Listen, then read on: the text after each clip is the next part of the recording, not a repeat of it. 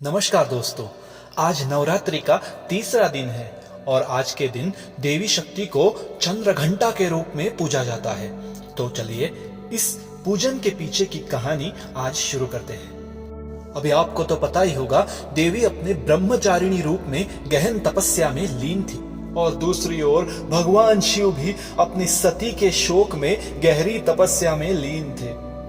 हजारों सालों के तपस्या के बाद देवी पार्वती भगवान शिव को यह एहसास दिला सकी कि वही उनके पिछले जन्म की पत्नी सती थी और उन दोनों ने एक दूसरे से शादी करने का फैसला कर लिया। विवाह के दिन पार्वती देवी सज धज के एक दुल्हन की तरह तैयार थी और विश्व के कोने कोने से कई सारे देव देवियां विवाह में सम्मिलित होने के लिए सज धज कर आए थे।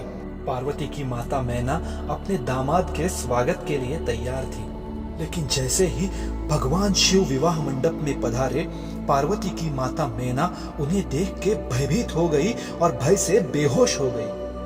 भगवान शिव तो तीनों लोक के स्वामी हैं और उनके अनुयायियों में तो देवता और राक्षस समान रूप से सम्मिलित होते हैं। भगवान शिव अपने भक्तों में कभी कोई भेद नहीं करते। भगवान शिव तो पहाड़ों और जंगलों में भी सुखी रहते हैं और स्मशान घाट जैसी जगह पे भी सुखी रहते हैं। शादी के दिन तो भगवान शिव भूतों और प्रेतों को भी अपने मेहमान बनाकर पार्वती के घर लाए थे। भगवान शिव की इस प्रकृति को पार्वती भली भांति जानती थी और साथ ही साथ भगवान शिव के दिव्यता को भी पहचानती थी। पार्वती ने तो भगवान शिव को हर रूप में स्वीकार किया था, लेकिन विवाह में आमंत्रित अतिथियों के लिए और पार्वती के माता पिता के लिए पार्वती की ये इच्छा थी कि विवाह के दिन भगवान शिव सज धज के दूल्हे की भांति विवाह मंडप में आए। इसीलिए पार्वती ने एक आकर्षक और शक्तिशाली रूप धारण कर दिया।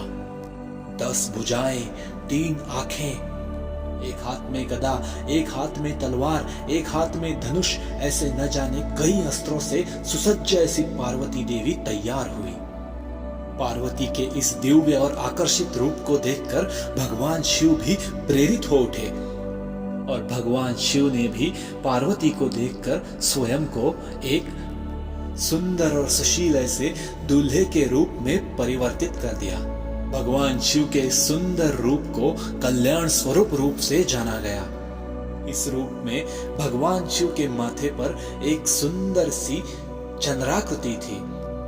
इसीलिए माता पार्वती ने भी अपने सर पर चंद्राकृति जैसे एक घाट का या फिर घंटाकार मुकुट पहना हुआ था और माता पार्वती ने इस रूप में चंद्र की घंटा की तरह चंद्र घंटा का मुकुट पहना था। इसीलिए उनके इस रूप को चंद्र घंटा रूप से माना गया।